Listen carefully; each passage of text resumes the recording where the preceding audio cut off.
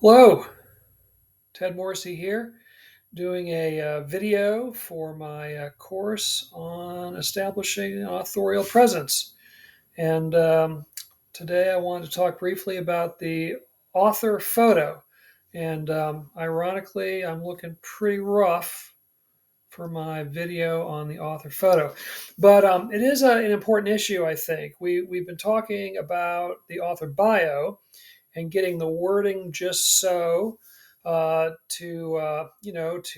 attract readers to our work, and what do we include, and what do we, how long should it be, and what kind of tone should we use, and so forth. And I think obviously that is important to have the bio statement that might be on our website or a book jacket or something to be just right. But the author photo is another important consideration. Now, some authors would prefer not to have their photo out there in the world. Um, and I actually, as a publisher, I have dealt with authors who are in that boat. And one in particular comes to mind who just doesn't want his photo on his books or anything like that. Very reluctant to have that out in the world. And I get that, and that's fine.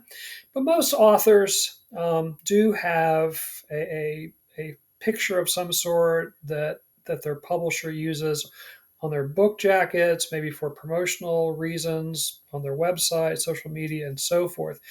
So I think it is important, probably way more important than it ought to be. I think readers do start to form that connection, to make that bond with an author, in part because of their presence and their picture that they present to the world. And so I think it's worth considering: A, are we going to have one out there or not? And B, if we do, then that brings all kinds of other, questions into the mix.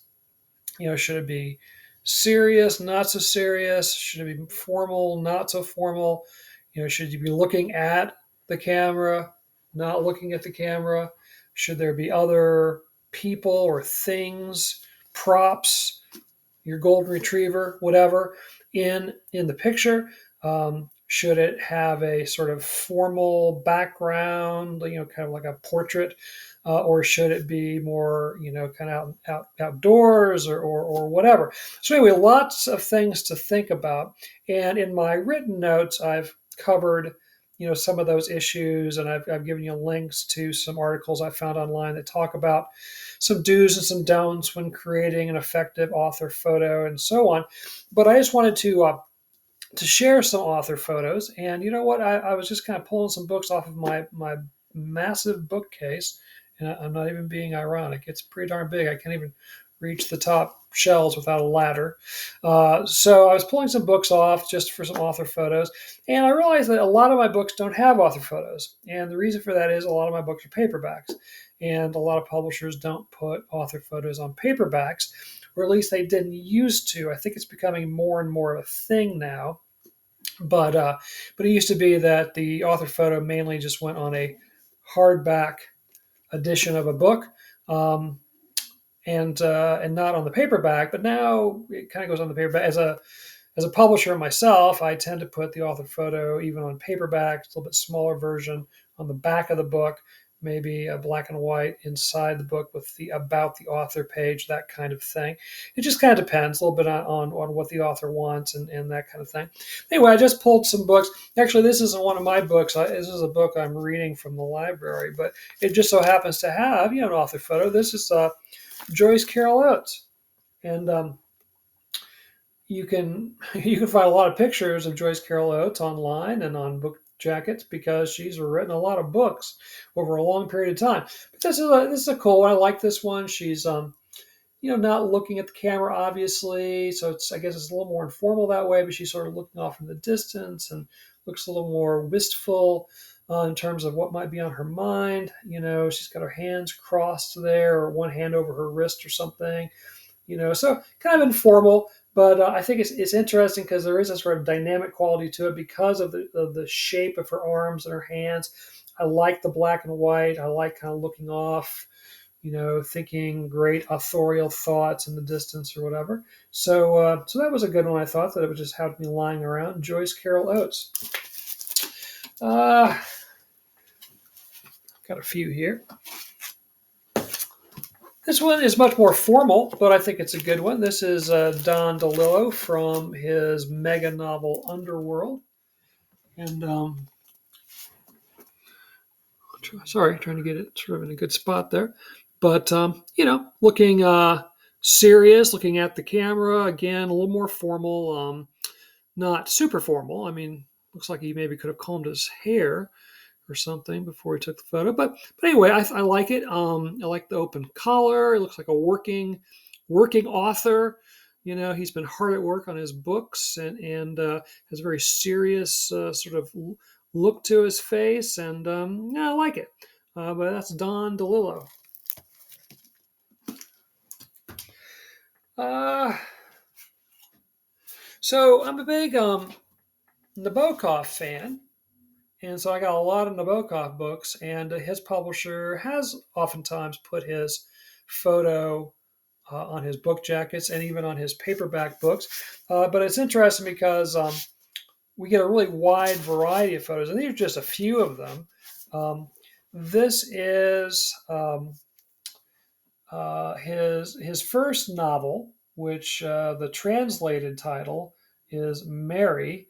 Um, as you may know, Nabokov wrote for the first, nearly 20 years, maybe not quite that long of his career in Russian. So a lot of his early novels were written in Russian, novels and short stories. And then then he decided eventually to start writing exclusively in English. And so the latter half of his career, so all of his books were written in English. But once he got fame and fortune, his publisher wanted to translate all of his earlier Russian works into English. And so this was his first novel that he wrote. But when translated into English, the title comes out to Mary. But they did one of these deals where they put his picture, in full on the back of the jacket rather than kind of a smaller version on the flap. So he's looking very serious. Obviously, he's got his hand to his head. Clearly, someone who has great thoughts and is thinking them even at the moment. Very formal in terms of his attire. Got a coat and dress shirt and tie. Looking very serious at the camera. I got some other Nabokov pictures though. This one is on the back of one of his books. This is Pale Fire, which is a great Nabokov book. And he's formally dressed, the suit and the tie and the white dress shirt, but sitting kind of casually and sort of looking off to the side there. So not quite as serious and as stern as the last photo we looked at, but interesting photo. I think in some ways the visual interest of the photo comes because of the different shapes in the photo. You've got the stripes of the settee, you've got the pattern on the wallpaper, you've got it sitting kind of in the corner, so you've got kind of a some movement in terms of the wall, meeting there and get a 90-degree angle. You've got the little table there in front of him, so that gives a little circular element. So yes, a lot of interesting things going on here, but a little less formal photo than the one we just looked at. Here we have a younger Nabokov. This is on the Illusion Defense, and you can find quite a few photos like this of Nabokov where he is at work. He was a very studious, serious author. Besides his own writing, he did a lot of translating and that kind of thing. And so here he is with a sweater on, bent over his writing table, pen in hand. So this looks more like a casual shot, like someone just sort of snuck up on him and took this picture. This is a little bit younger Nabokov. And then this is older again, but this is from his classic Lolita, which was a runaway mega hit for him in the mid '50s. And so in this paperback version, they give this photo of him, very similar to that first one we looked at, where he's looking at the camera. He's got his hand up. I like the shadow though, the fact that half of his face basically is in shadow. I like to play with light in photos. The author photo of mine that I shared in my written notes, I like the play of shadow there. That's one of the reasons I like that photo. But again, a little more formal. It's got the pocket handkerchief and that kind of thing. Got a few others here.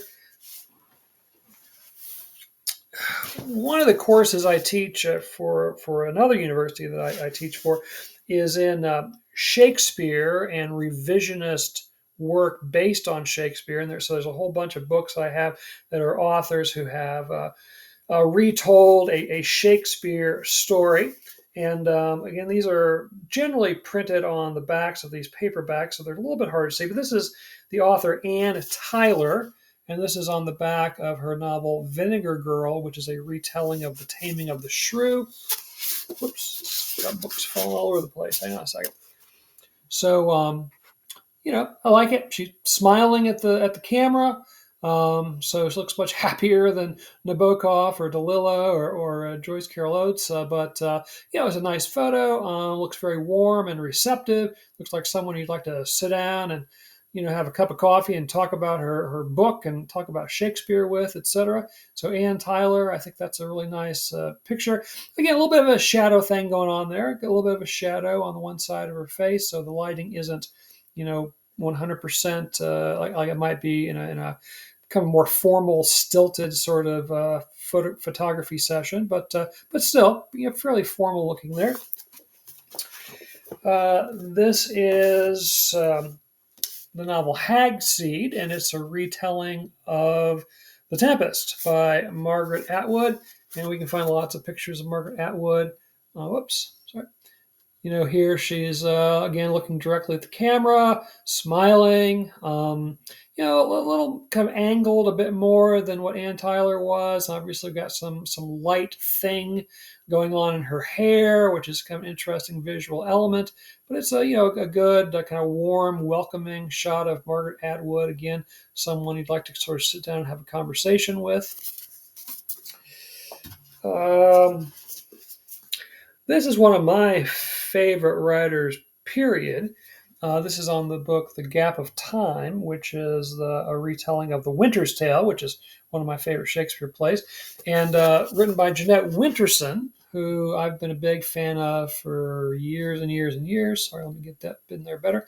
Much less formal, and again, it's more of a not just a headshot, but from the waist up. She's outdoors, has kind of an aura thing about her head because of the sunlight, smiling at the camera. Again, very casual, but I think that's a nice author photo as well. Again, it looks a little more like just a friend, shot that when they were out for a walk in the woods or something, so a little more informal feel about that one, I think. And then in terms of this series, here's New Boy by Tracy Chevalier, and this is a retelling of Othello. And this I got in hardcover, so it does have a little jacket image of Tracy Chevalier. Clearly a little more formal picture there, but I like, a little bit different angle with her arm kind of out there and very plain, formal kind of background and so on. So again, I think that's a very nice formal photo. Smiling a little bit, but not as grinny as the other authors we just looked at, but looks serious, but yet looks like a friendly sort of person you'd want to sit down and talk to her about her book. And then I'm saving the best for last. Yeah, there he is, William H. Gass, my literary idol and my favorite photo of my favorite author. I in fact have it framed, as you can see. I keep it on my bookcase. Really, really like this. This is somewhat cropped. I shared a similar picture in my notes, but I just really like his pose. He's looking at the camera, obviously, not smiling, but looking very serious, kind of with the arms crossed, maybe looking a tad impatient, like he wants to get back to his writing. And this was, in fact, taken in his writing kind of library, kind of office type of thing, where he is surrounded by books. They're everywhere. And so he was standing in the corner of his office, in just one of the corners of his bookcases that go all around the room. And that's just the tip of the iceberg. I mentioned in my notes that he has some 25,000, or had, he's passed away now, had some 25,000 books in his home in St. Louis. But again, very much like the just the pose and the picture. And so this is my favorite author photo of my favorite author. And anyway, just a few examples there. Again, we can obviously find lots and lots of examples online. Just Google author photos. You can find lots of articles that either talk about like 20 great author photos, or do's and don'ts about how to take a good author photo and that kind of thing. But I think it is important, and again, probably more important than it should be. But I do think readers start to connect to an author through their picture, and therefore, before they ever get to reading their words, they've started to form an impression of that writer based on their author photo, either on the book jacket or the book cover, or if it's on their website or social media, or if it's promotional. If you go out and do a reading somewhere, the people hosting the reading will want to put a little flyer in the window, or send it around wherever, and so they'll probably want an author photo of you, so people know what to expect. And so the photo is, I think, important, and more so than it ought to be. But there it is. All right. So I'm going to stop there. Just wanted to share some examples, some thoughts on the author photo issue. And I look forward to talking to you down the digital trail.